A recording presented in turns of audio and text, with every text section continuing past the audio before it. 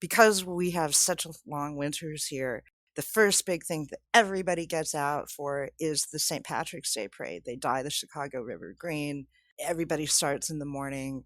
We as a city were kind of getting ready for that. March is sort of, well, it's freezing here still, but March is when we tend to get out. And then the mayor announces that they're canceling the St. Patrick's Day parade, which is a really big deal here.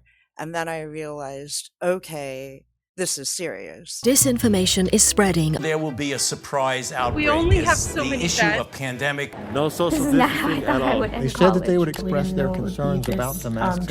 Where's the mask? Where's the glove? One expert says a second get away from all of these We people. all need some good news. It's a message for all the healthcare workers out there. Thank you. If you're looking for hope tonight, raise your hand. If you feel alone and don't understand, if you're fighting the fight of your life, then stand. We're gonna make it through. Fayth Koga was born in Chicago, raised in Los Angeles, and a Chicagoan since 1995. Having worked as a tech consultant for the past 2 decades, with a focus on operations and finance, she left that world after the startup she was working for was acquired in 2015. Fayth took that opportunity to step away from consulting altogether and take an indefinite period of time off to decide, in her words, what she wanted to be when she grew up. As a lover of music, photography, and art, over the years she's written about all of them, for the NBC Chicago Street Team Online and for Tribune Media. She founded Chicago's first Instagram community, IGer Chicago, in 2011, which she currently runs along with 3 of her friends who joined her in 2014. The community, which has over 34,000 followers, hosts meetups to bring photographers together at different locations throughout the city. Although she claims she is not an influencer, her own following under the moniker of Relaxocat has a community of almost 38,000 followers. Fayth Koga, welcome to 19 Stories. I'm so happy to be here. How are you doing? Doing well, and really happy that you're joining us today. How are you doing? I'm good. It's a beautiful day in Chicago. It's a little noisy about here and a little quiet all at the same time. We're settling into a second spike of the pandemic, so that's a little bit of a stress, but I'm fortunate. I live in the middle of downtown, so I've got a good view. I can see what's happening out there. A view that actually has been my saving grace the last couple of months. Well, I definitely want to jump into that because that's, so much a part of your life and what you do is outside. And just as a side note, I thought I'd let you know that I'm having a Pete's Coffee in your honor. I might add, this is not a paid endorsement. I'm having coffee too. I figured you would. So my first question, which of course is utmost importance, is how did you come up with the moniker Relaxocat, given how much coffee you like to drink? Okay, that's kind of a hilarious and funny story. And it's short. Long ago, I had just ended a pretty unfun relationship. And I found myself in my apartment alone. And a friend of mine who is now my significant other, we're talking about this was 2007. He would say, "Hey, what are you doing today?" And I had a cat back then. And I'd say, "We're just 2 relaxo cats hanging out." And pretty much from that year forward, I guess my life attitude just changed about just being relaxed. I was settled into, at that time, my career. I was sort of restarting how my apartment looked, and for a couple of years I just wasn't seeing friends.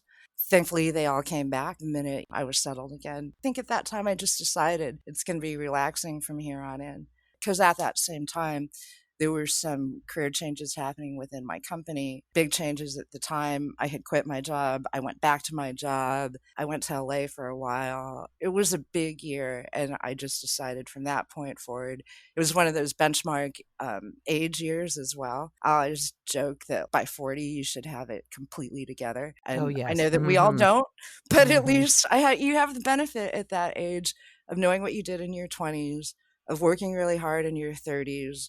And for me personally, even though things are so rocky, but that's what business is, I just felt good. And I kind of feel like my perspective changed from then. I really embraced people much, much more from that point forward. But that's where Relaxo Cat comes from. Love hearing the backstory of that because we do have these landmark times. And I think now is one of them, certainly knowing how your life has changed. And I did look up where the COVID cases are for Chicago and saw that you were experiencing another spike. For the people who don't know what IG or Chicago is and how that encompasses your time and what that means for you as far as getting out in the city and what you did prior to the pandemic. Can you give us a little backstory on that as to how it now forms your reality in being able to pick up your camera and get out in the way that you did before? So back then in 2011, Instagram, I think, was about 6 months old. And strangely, Relaxacat also comes from the fact that I needed a moniker because I was in public sector consulting. And the things I was writing about, psychobilly bands and stuff, were really not congruent with my professional life. And because we dealt with the government, I had to think of another moniker as well. So just to add to the question about Relaxocat, that's how that came about. As a result of that writing back then, I had a small fan base. I was writing about niche music and I got a stalker. And so I went off social media altogether. As much as I am a part of Instagram, the rest of social media really wasn't interesting to me, Twitter and Facebook, but NBC required it. And after a time on the street team, they had moved me onto national. And I got this stalker and I was freaked out because I had never been cyber stalked before. So Instagram was a safe place. It was photos. At the time, it didn't have the amount of users that it does now. You kind of just got this feed, and there were very few users, and we Chicago people, all kind of, as in many other cities, kind of found each other. And there's a gentleman named Phil Gonzalez who had a community in Spain that was branching out to a bunch of global cities. And I believe, remembering back, that maybe he, through social media, found me through the writing and asked, hey, do you want to start the Chicago community? We're opening little communities all around the world. Maybe this would be good for you. And given that I was connected to some people here through Instagram, I thought that would be a fun thing. Again, it was really small back then. Things, again, were a lot different on Instagram then. There was no direct messaging back then. But through chats and whatnot, people were saying we should get together and have a meet. And also at the time, Instagram was privately held. It was just, I think, 11 people used to work there back then. And they were holding worldwide Insta meets. So we started in 2011 with 15 people that got together at a Starbucks near my old office and kind of grew from there. But it was that people were connecting with each other and wanted to meet in person. And after and during my experience of being cyber stalked, I was a little hesitant about only knowing people virtually. Again, maybe owing to my age and experience with technology, I know that a lot of people present themselves a lot differently online than they are in real life. Yeah, certainly. I'm mostly interested in who people are in real life. That's a personal interest as well. I'll admit that at the time, I was kind of in a bubble. I'm an operations person, so everybody that got hired in my company came through me. So I kind of wanted to bring everybody together, but I was in a bubble in that I chose the people that I work with. You choose your friends. And it occurred to me all the time living in Chicago, I hadn't really branched out a great deal. Like with people that were absolutely had nothing to do with my professional life or going out and seeing music. I just hadn't really experienced, and I'm very opinionated, but I hadn't experienced a lot of the people with which I was having opinions. So that was kind of another driving force. I kind of wanted to bring people together and know people more. And that's where we started. Those meets used to happen monthly back then. And I was running that community by myself. But then they went from, in that year, 15, 30, 60, 65 people. And I will say, I thought this was weird, and I still do. The winter meets were the largest ones, and I was stunned. We got together in Chicago? Yes. Oh, wow. And it would be on a 23-degree day, and I would think, oh, nobody's coming out for this. It's freezing, and I want to die.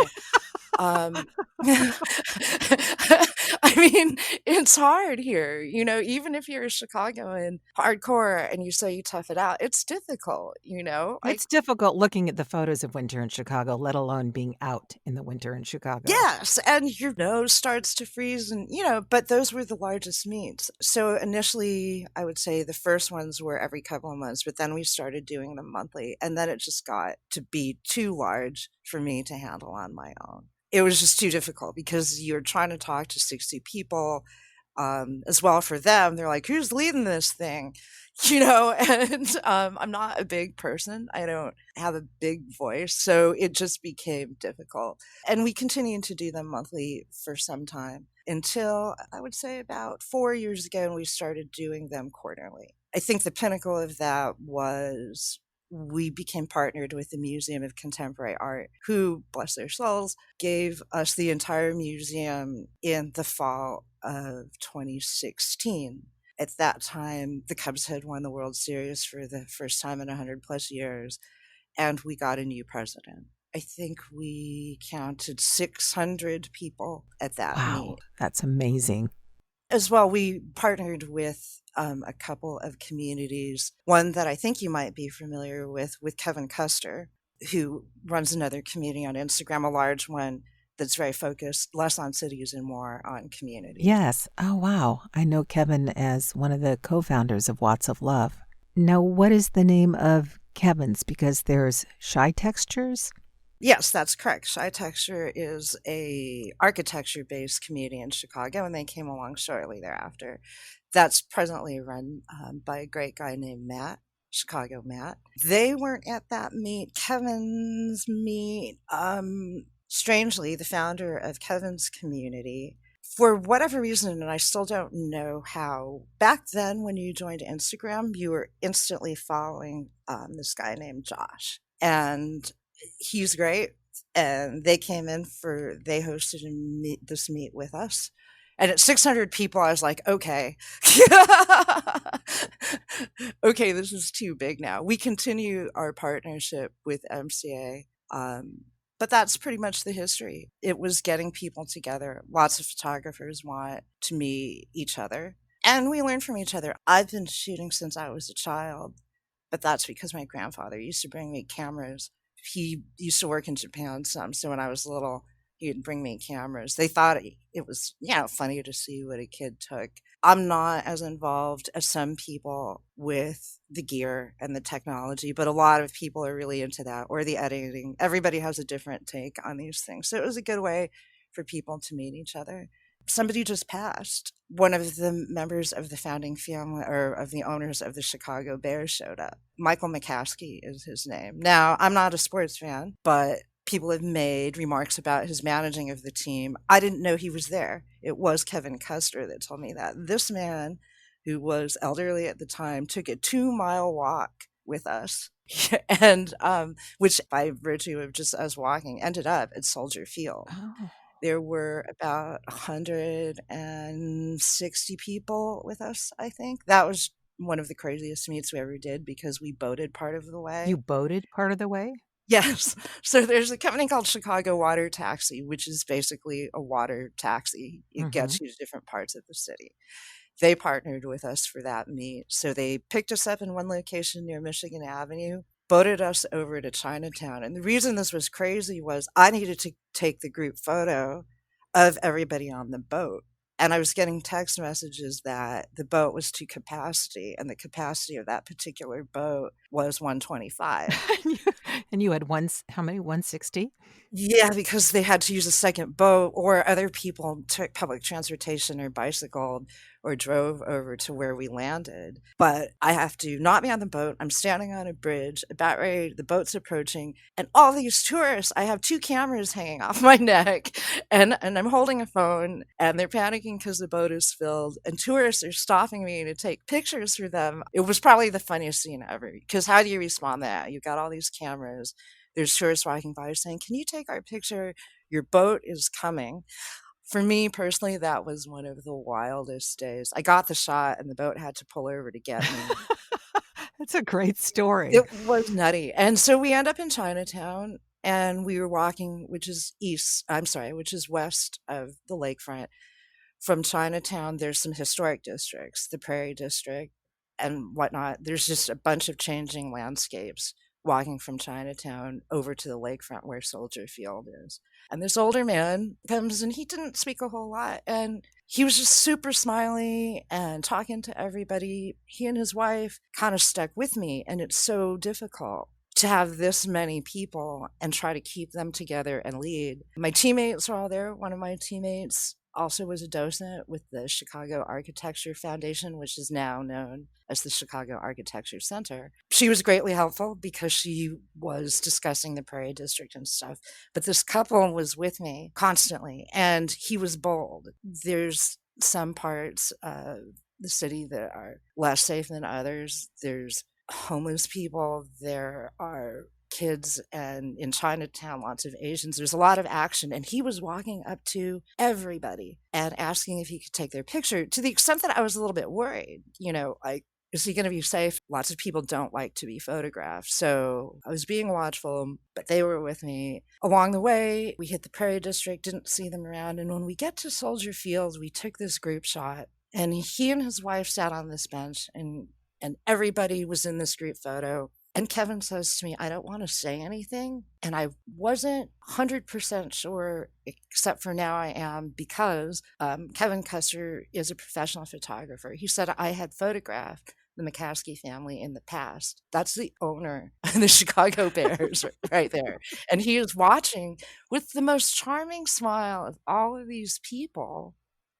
The demographic of IGEA Chicago is roughly like 18 to 35 for the most part.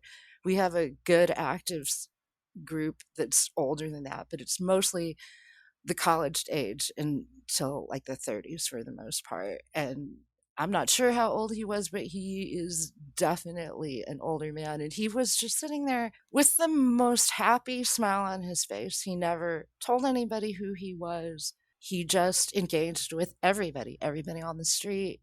And I didn't know until the end. And it was because of Kevin. And he recently passed, and that's why he's on my mind. He recently passed, and I don't think anybody knows what a great photographer he was. He had a website, which I had to dig for to find. He apparently has been photographing for years because he had a lot of fantastic travel photography. And mind you, this is a person who likely has been shooting since before digital. Everything he seemed to be doing appeared to be very straight from the camera. I don't believe he was somebody that spent a lot of time editing, which is a really great skill. Shooting from the camera is something with digital that a lot of people no longer possess, including myself. I want to back up for a moment. So did he know about this meet and he showed up, or he found out about it while he was out and about with his wife and decided to join you? I found out later. Everything in my life is me finding out later, by the way. You know what? As long as we find out, right? It's okay. Well, it was interesting because somebody told me after that meet that they asked him. They were curious. They didn't know who he was, but he was dominantly older than most people that were there. And it was a very long walk. A 2-mile walk through the city is it's a tall order. A lot of people don't want to do it. So they asked him, oh, so what brings you here? Did you see it on Instagram? And he said, oh, my granddaughter told me to come. Wow. Turns out that his granddaughter works for a company that makes those little attachable lenses that attach to your phone and make like a macro or whatever. And she had asked me before the meet, did I want to have a contest? But at the time, the lenses only worked on iPhones. We weren't iPhone allegiant. Use what you have. You know what I mean? So she had also asked me maybe a week before, and these bigger meets involved a lot of logistics, right? I had to make sure that the taxi company would just give us a solid boat. I didn't think that many people were going to come, but we had to, and they had to take a boat out of their regular rotation. We had to make sure that the park was going to be good with all these people coming at once. And there were logistics. We had to plan a walking path. So reaching me quickly before a meet to come up with a contest that would be fair for everybody. But then it occurred to me, yeah, these lenses only work on iPhone, and I don't want to exclude any part of the community. So it was her. That was his granddaughter. Hmm. She told him to come to the meet and meet me because I don't know why, she and I had only ever passed emails, so there wasn't a whole lot of back and forth. But he told this person that, yes, my granddaughter told me to come and meet Fayth.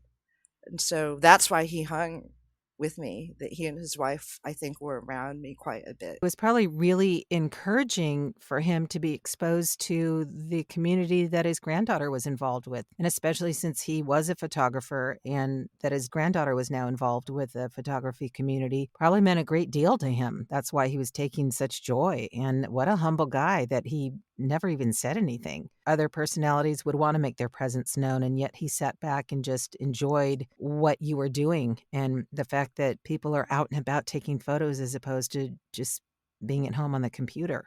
I don't think I have ever seen anybody as joyful as him and me. I really don't. I can't even begin to explain to you how happy he was. He was just happy. I can't even explain it. It was hot. It was a long walk. He was just walking along, smiling and chatting, and to the extent that people were like, "Who was that?"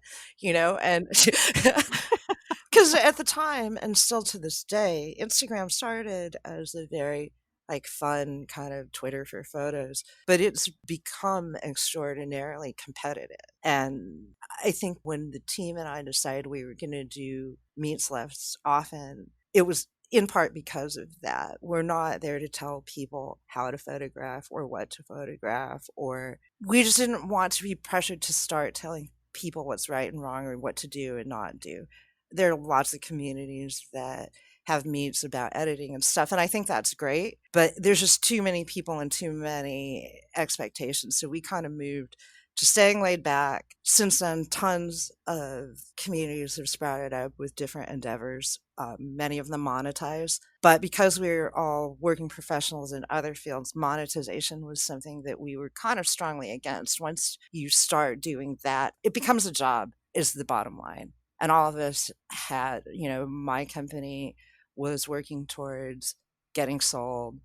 Other people, they're a little bit younger than me, were really getting into their careers and deciding where they want to go. This was a fun hobby for us, not a business. Yeah, and once you change it into something that is a moneymaker, it changes the whole composition of why you started it in the first place. Exactly. I'm curious because so much of your lifestyle has changed as a photographer. From what I gather, most of your photographs, definitely ones during the day that you've taken, and I've commented more than once how much I enjoy your lighting. I just fascinated how you capture the light because that means so much to me as well in getting a good photograph. But how has your current shelter-in-place directives for the city of Chicago affected your ability to shoot? You mentioned something in one of our correspondence about responsibility versus your desire to capture scenes of Chicago streets that have never before been seen because of the fact that you don't have the amount of people on the streets. Also, because a lot of your pictures seem to be taken in the wee hours of the morning. You mentioned safety in walking through the various parts of the city. So I guess the two questions are, how has your ability to get out and photograph been affected? And when you do go out, what are the safety precautions you are aware of, especially now? So I'm going to swing back just a little bit to the beginning. I had just come back from LA as the pandemic was going. I'd been away, I don't know, 5 weeks maybe. Immediately when I come home, I get sick. I don't think I had COVID. I'm sure I didn't. It's just plain germs and the change in climate, I think. So I'm sick. It's February. I get word that my godfather had passed. He was 84. Mm. It was unexpected and it was peaceful, but it shook me a little bit. So I'm sick. I read a little bit more. I would say I tend towards reading the news and globally, or from, for lack of a better word, non-network news sources. So I often go to Reuters or very raw news sites. And I know that the pandemic is coming, but I also was around during H1N1 and SARS. So the 20-second hand washing thing I picked up a long time ago. And so I was like, okay, here we go. as I'm hearing in the city, there's discussion of Italy is going through this, Europe is going through that. Because we have such long winters here, the first big thing that everybody gets out for is the St. Patrick's Day parade. They dye the Chicago River green. Everybody starts in the morning. We as a city were kind of getting ready for that. March is sort of, well, it's freezing here still, but March is when we tend to get out. And then the mayor announces that they're canceling the St. Patrick's Day parade, which is a really big deal here. And then I realized, okay, this is serious. It's really serious. Not just because, oh, gee, your happy fun time is going away, but it's a really meaningful thing to the city. It's not just part of the city, the south side, the north side, everybody's involved in St. Patrick's Day here. And long about that time, through photography, a friend in Milan who is a journalist and editor messages me and says, be really careful. We have been sheltered forever and it's traumatic and difficult. You know, Italians especially, they're very vivacious. She in particular, she lives in Milan. She's very involved in the design world. And I said, oh yeah, but it'll be fine. I wasn't not taking it seriously, but I didn't know.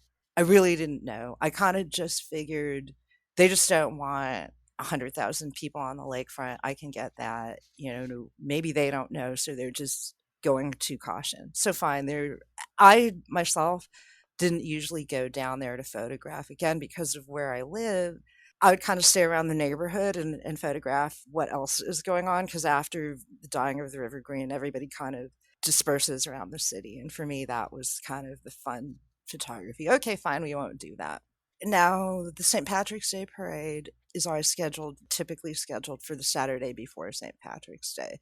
But people were going out, and every Sunday for the last, 13 years, I go to brunch with friends.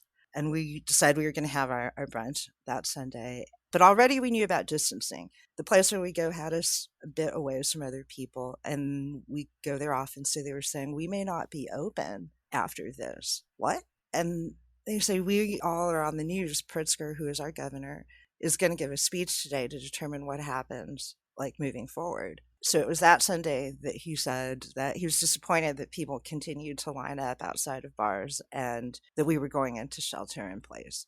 And we walked out of there thinking, oh, okay, gosh, what does that mean? And we were kind of used to distancing. It's an awkward thing in a big city to distance because it's typically kind of impossible. You know, I mean, you walk to the store, there's people.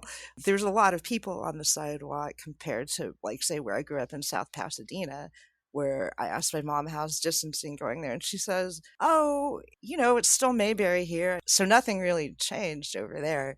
It's just so different here. So much of our lives in the city is in the city. Like, most people that live downtown don't drive. So it was hard to get one's head around, is my point. Then I start reading feverishly, and at the time, every day we're getting afternoon updates with information from the CDC, the Illinois Department of Health. And I look outside and I think, gosh, I really want to go shoot out there. But then you have to wonder, and remember, I'm hearing from a lot of different photographers, and I'm seeing, in fact, I feel bad. Luke, if you're listening, I feel bad. A friend of mine messaged me and said, hey, let's go shoot in the Loop. And I kind of jumped on him. I was like, hey, we're supposed to be at home. Did you, not read the memo?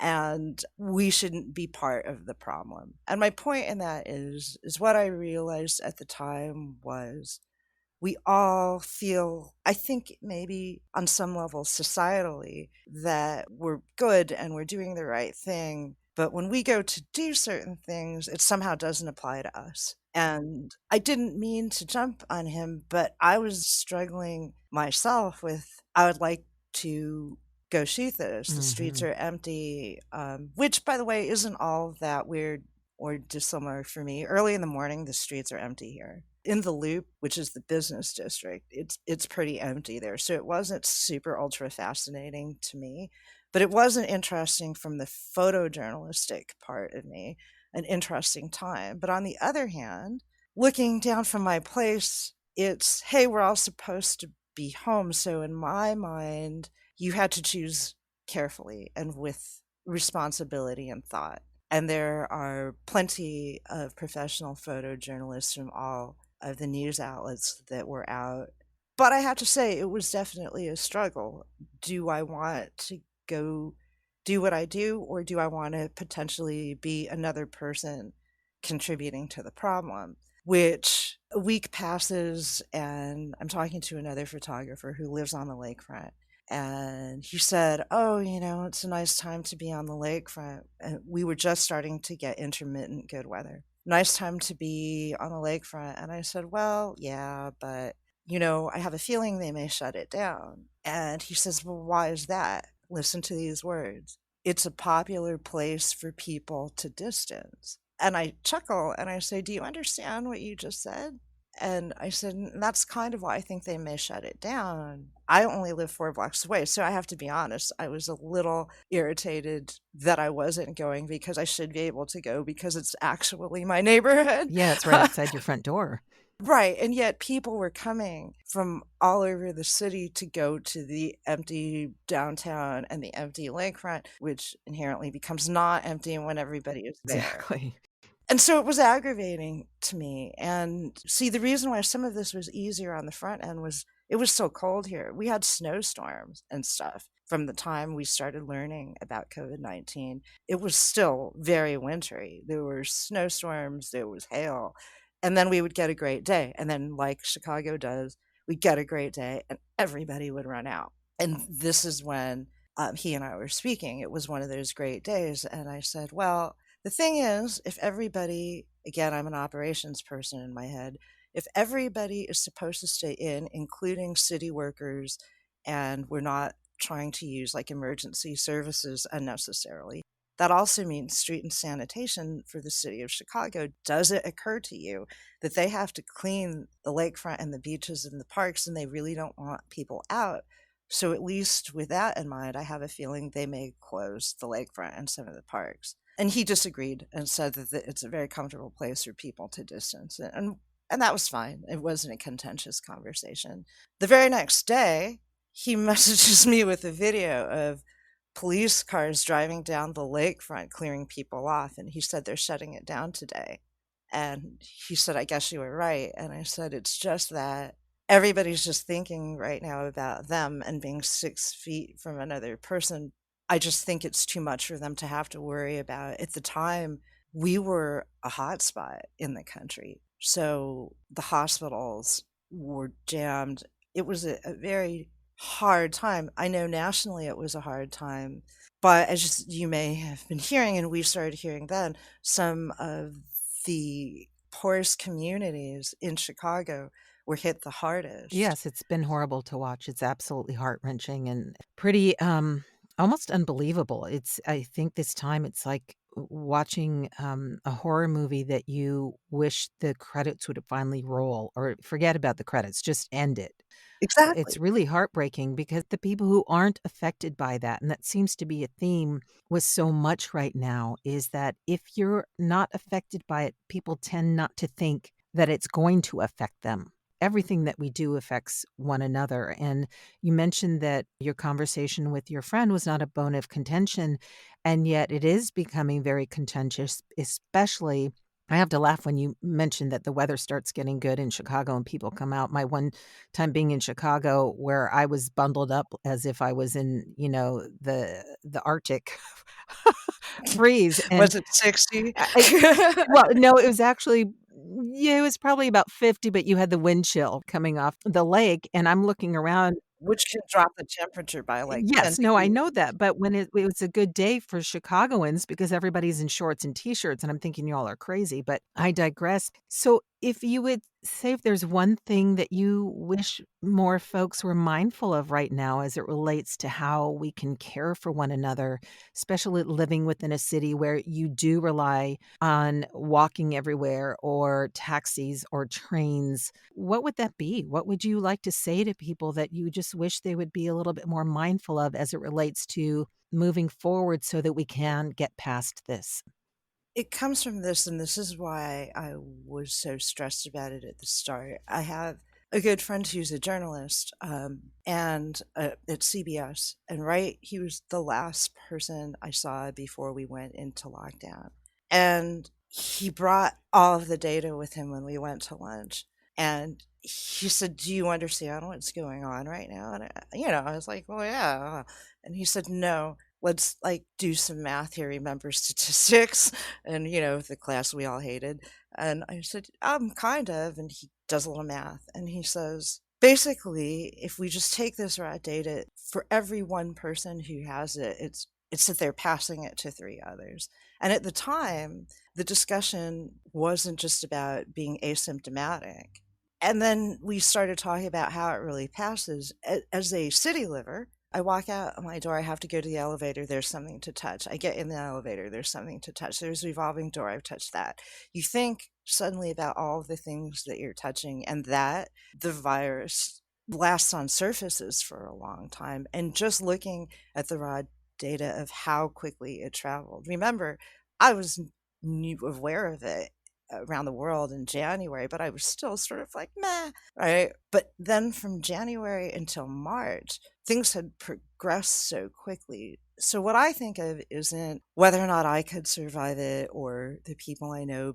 I know people that have had it, and they are around all age ranges and thoughts on it. One of my best friends was saying, he's in Los Angeles. Oh, it's overblown.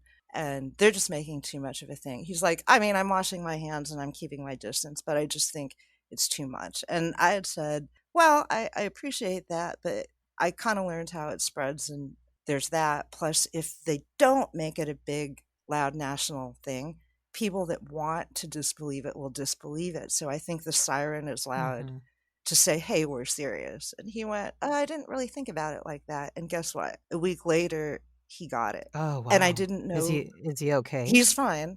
But I didn't know for almost 2 weeks because I yelled at him, why did you not call me and tell me? And he said, I could barely breathe to speak. Mm. And this isn't a person that ever gets sick, by the way. I've known him 30 years. He's not a kind of, I have sniffles and I'm dying. Not that person at all, the opposite of that. And okay, so you think of one age bracket. My doorman, one of my doormen got it. He's in his 60s. And I say, oh gosh, it must have been tough. And he said, I have to be honest with you. I know lots of people are dying. I know it's hard on people. But for me personally, I was tested and it was sort of like a flu, really, for me. And then it turns out, he told me, there was a study at the time that I think has come up again. People with type O blood don't get it as bad. I don't know if that's true. Yeah, I've read that recently as well. And that's him. He said, I have type O. I don't know if it's true, but they mentioned to me that it's possible that it has something to do with that. Then there's a comedian in Los Angeles who I randomly met on a plane going to LA named Michael Yo. And we've stayed in touch. And Michael Yo does these really fun interviews with different entertainers and interesting people. And during the course of the pandemic, I would look to him on Instagram. He's such a vivacious person in life and in his shows. And then I see Michael's gone for a while. And the next post I see was, so I've been gone for a few weeks. I was hospitalized. I'm paraphrasing, but basically in his 40s, I think early to mid 40s, his wife had just had their second child, and shortly thereafter, he had COVID to the extent that he had to be hospitalized for a number of weeks. Wow. So what I learned and why I am taking it seriously is I don't worry for myself. Of course, I worry about my friends, but I worry about the people I don't know. Behind this building is an apartment building for people over 50, and 2 blocks away, there's another retirement building. And I see older people that maybe don't have anybody to shop for them, having to go to the store on their own, and the same store that I go to. So I worry about, what if somebody loses their mom, and the way in which, or their dad, or a loved one, the way in which it goes forward, you go into a hospital and you can't see anybody. I can't imagine. I just can't. And the way in which it spreads, no matter how careful we are, so long as you're breathing and touching things, there's a chance, and it may be a 2% chance. But is it really important for me to go out and take a picture, even with a 2% chance? It is. It's important to me to not. It isn't trying to be dramatic, but there's so much that you don't know about other people, and I just don't want to contribute. Well, and that's a great personal responsibility that's what we're all asked to do. There's even someone in my family who their son had COVID, and yet they're continuing their lives and saying, well, we can't stop living. We've got to, go on and just trust that, we're going to be taken care of and we won't get it. And I'm thinking, that's such a personal decision. And yet the countries, and you mentioned Milan, and Italy was one of the hot spots prior to it coming to the United States. But, having to shut down our lives for a while is really the most loving and caring thing we can do for one another. But now you are in a high rise with lots of people. You mentioned in another communication that you have 3 outbreaks in your building. How are they mitigating the spread of it within your own building by taking precautions, or are they? And does that affect you even going just outside of your building? It does, and this building's really quite good about it. The upside here is that the building engineer lives in the building, and it's interesting because lots of buildings have their own character. We have everybody from a former governor of Illinois who was in federal prison to That's a selling point.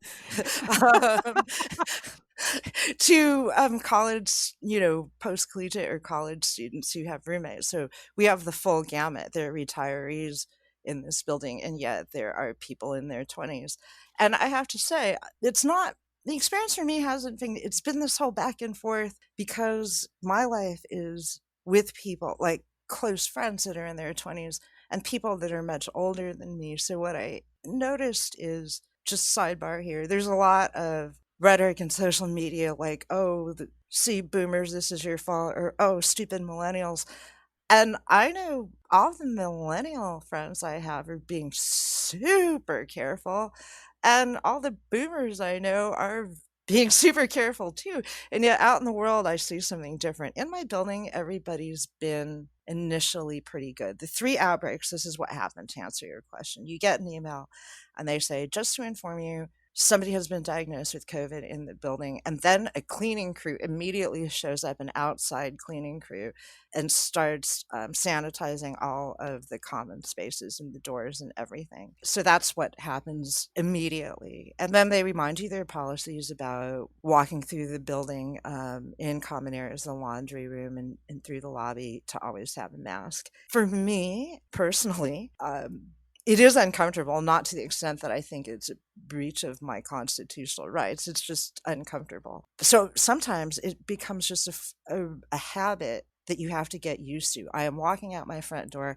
and putting on a mask. And that took me a hot second because the laundry room is near me. The first experience I had was somebody in the elevator. There was a guy in the elevator when I got on, and I had a mask. He was a young person, I'm guessing under 30. And he said, "Oh, thank you so much. I'm so glad you're wearing a mask. I just don't think it's responsible for people not to."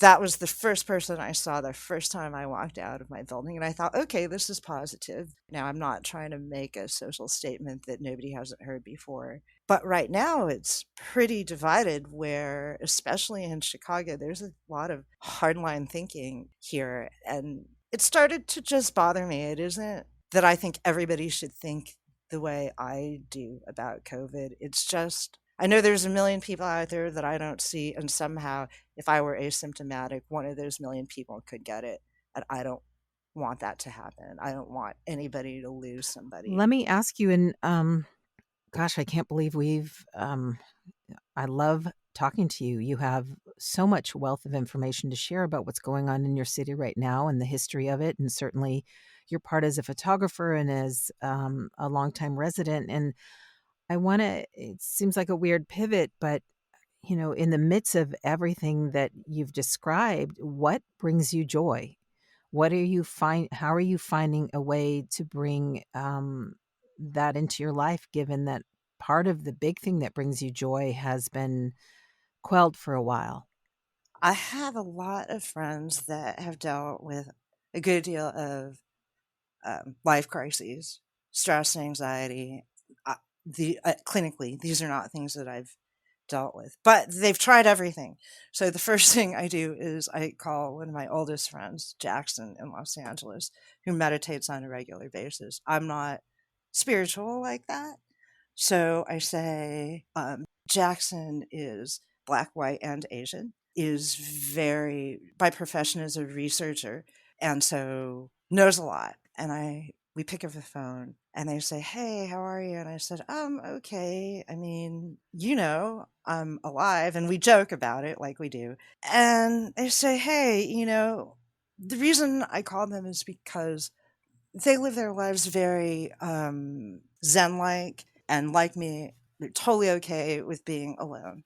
And I say, "I don't know what this is, but with the protests here and the pandemic, like, I'm not okay. I'm not freaking out or anything, but I am." So Jackson sent me a meditation app. And it's funny because I'm usually very cynical about things like that. Like, I'm not looking for namaste or any of that. And so Jackson prefaces it as, "Friends sent this to me, and at the time that they sent it, I was like, like, this is baby meditation. I don't need this."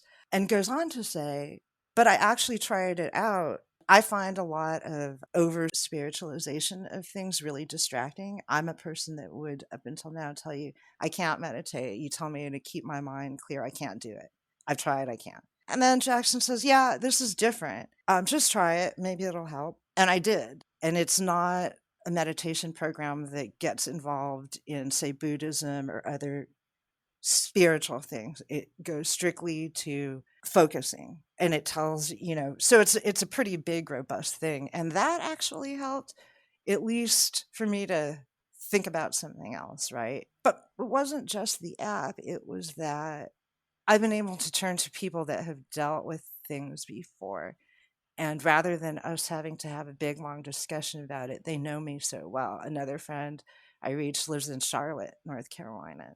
And again, he texted me about something, and I said, "I can't right now. I'm stressing out." And what I got back was, "What do you mean you're stressing out? You are like he made a joke, like, "You're my model for like being relaxed and never stressed out." And then no words between us. And about a few hours later, he said, "Hey, let's get on FaceTimes." Again, a person that doesn't do this. He lives on a good deal of acreage in North Carolina, wooded acreage. He has 2 Ah, ponds. sounds beautiful.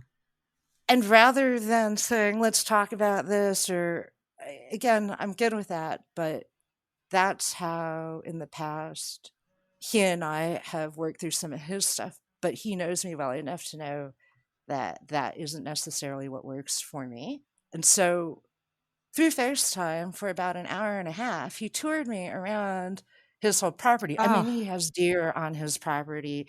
There's frogs and chipmunks, and he's done a good deal of eco-friendly landscaping. And he joked about having to. This is a person, by the way, that used to live on the 28th floor of Marina City, which is a famous high rise here in Chicago.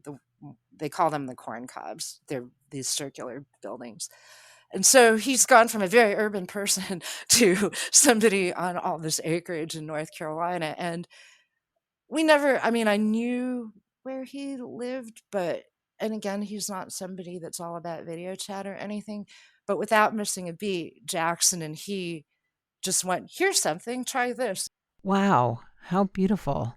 We should all be so blessed to have friends like that. Really appreciate this time with you. I have a couple more questions. One of the things that I read that you wrote about that I think would be so needed in really any major metropolis right now, but of course COVID presents its own challenges even if it was available. But I read this delightful story you wrote about the interactive Pink, a love courier Oh service. my goodness, you did go back, didn't you? Yes, and in fact, I can't even believe that's still out there. NBC had archived quite a bit. I even looked up the curator of that because I love swag. I mean, I'm such a swag nut. I'm like, "Oh, I want that T-shirt. I wonder if they still have those T-shirts anywhere." But I was, just for those who aren't familiar with what that is, because it started, in Austin, and then went to Chicago and went to, was it Seattle? If you could speak to that briefly, and then I have another question for you, but I just thought that would be such a great service to provide. I couldn't even tell you how I found out about that. Gosh, that was so long ago. That was when I first started contributing at NBC. And what a great thing that they were doing. So basically, how it worked was you went into there's a lot of art spaces here. So they collaborated clearly with, I think, a small theater company here. And you went in and you typed, not on a computer, literally on like an old Underwood, like bang, bang, bang, bang, bang, not even an electric typewriter. You had to slam this thing out on a manual typewriter. Gee, I you're mean, really I going was back there, Faith. I happen to remember I learned typing on a non-electric typewriter. well, so did I, and I'm dating myself a strangely, bit, the but reason I was so fascinated with this project, and I still can't believe you found that I wrote about this, was because I used to have a very small collection of ancient typewriters. oh, really? Oh, how cool. I thought I was going to either be a journalist or a broadcaster when I grew up when I was a young person. And the reason for this is like I actually enjoy typing. So when I was a teenager, I bought one of those manual typewriters from like a thrift store. And I liked this thing. My mom thought I was nuts. I was like 12 or something. And I saved my money to buy this crazy typewriter, a full blown like 1940s. So that's what you had to do for this project. You typed a little love note or a note, and this was in part an art, kind of like a interactive art installation. So on one side of the room there, you were typing your little note out, and when you were done, you let them know, and they put it on they had a clothesline that was operated by a pulley around the rim of a bike tire. So somebody would scream like, "Note" or something, and they clipped it with a clothespin and shimmied it across the room where somebody rolled it up and put it in a tiny little bottle and put a little pink ribbon around it. And they had bike couriers that would go and deliver volunteer bike couriers that would go and deliver your little love notes in a bottle all around the city. It was one of the it was Beautiful. So so beautiful. great. And so on top of the fact that everything in there was pink for the project, but all of the people that were in this project were dressed vibrantly and super sweet and loving. And I know they got a kick out of, there are many people that were participating in this that have never actually used a typewriter, be it manual or electric or otherwise. There's that generation of computers and keyboards only. So they got a kick out of watching everybody. There is no backspace to fix things on a What a concept. No, you had to use either whiteout, but actually when I first started using the typewriter, you had to use that paper that had the powder on it, right, and like you put it in between. yeah. Yeah, you stuck it between the keys and the paper, and then you had to strike it again.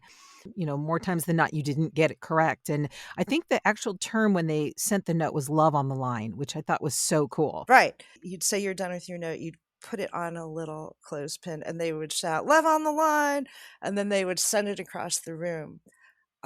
Everything they did was well thought out. The bottles were all placed beautifully. It was visually beautiful. It was interactive. The people were super loving. And on top of it, a good friend of mine who is a cyclist, she did it. I remember telling her about it, and she was like, "I'm going to go deliver those messages because they need volunteers to carry about." And so they gave you a little code name. Um, you're the messenger of love. It was probably one of the most charming art projects around. I had friends that sent notes. I'm looking at the bottle right now. I can't believe you found that article. I have the bottle and the note here. Oh, you actually have one. Is it one that you sent or one that you received? It's one that I sent, but I sent it to the person that I'm with now. There. Well, that's good. I mean, you certainly don't want old love notes hanging around, Yeah, right? that would be awkward for us. Awkward. The reason I brought it up is I thought, what a better time if we could do that right now to show expressions of love and support for one another. And speaking of love on the line, and this is my last question for you, is that what makes you hopeful during this time? I honestly, it's terrible. I'm not tragic about this, but I don't know. I guess I just know that sooner or later it will be behind us. It's weird because I've talked about all of this strange kind of stressy things, and I'm not that stressed so much as I'm troubled. I'm troubled about the American impact on the global landscape. Just went to a friend who went to coffee with a friend who is Czechoslovakian. And I believe he said next month he has the opportunity to get his citizenship in the United States. And he's second guessing that decision now. We'll learn from this period of time. I made the mistake of saying to somebody, oh, I kind of feel like it's a time to reset. And I didn't mean it in the way that was being said frequently, like, oh, well, with all the businesses closed or any of those things. I didn't mean it like that. It meant that we all got to reevaluate what our priorities are. And maybe for some people that was getting back to work. I don't know how I would feel if I was working at the time, but I Yes. was in an industry, lots of people work from home anyway. So I don't know, I understand other people really needed to get to work and were really struggling financially or with mental health or with raising a family and working from home. I understand that, but whatever everybody's priorities was, I feel like I hope that this teaches us that it isn't always super healthy to see things only in one way or the other. And black or white, left or right, I don't mean racially. I just mean there's a super great middle ground. You yourself taught me that in one sentence once. Wow. What was that? I'm in the Midwest, and there is a lot of people that they're very comfortable supporting some opinions that I find pretty hateful, but they support those opinions by stating their religion. And that made me super suspicious about it because religion is supposed to be a thing that brings people together, not an excuse for separating us. Exactly. And I had made some passing comment about organized religion, and you said, well, I'm a Christian. But I look at you and the things that you post, and they are never judgmental or critical or mean. They're always positive, and there's a lot to be negative about now, no matter what you believe. Even if you're not negative directly about it, there's a lot to feel bad about right now. But you haven't. And everything you've presented about yourself without saying that directly to me proves that. And I see very little of that. I hear people telling me their beliefs, and I know they're fairly judgmental. I don't know. I'm not an atheist, by the way. I guess I'd say I'm an agnostic.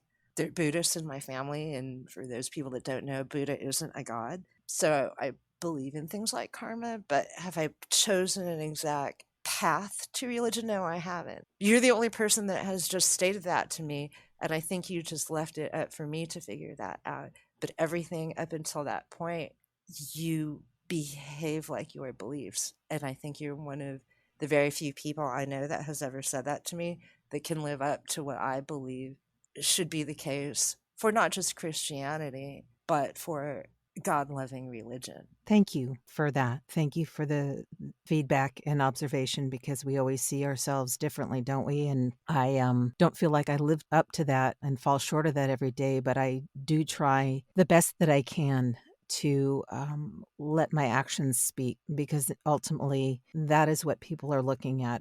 There's a really great quote: witness at all times, and when necessary, use words. Because if someone's looking at your life from afar, what are they going to see? Thank you for sharing so much of your life in Chicago, both on this conversation and in your pictures.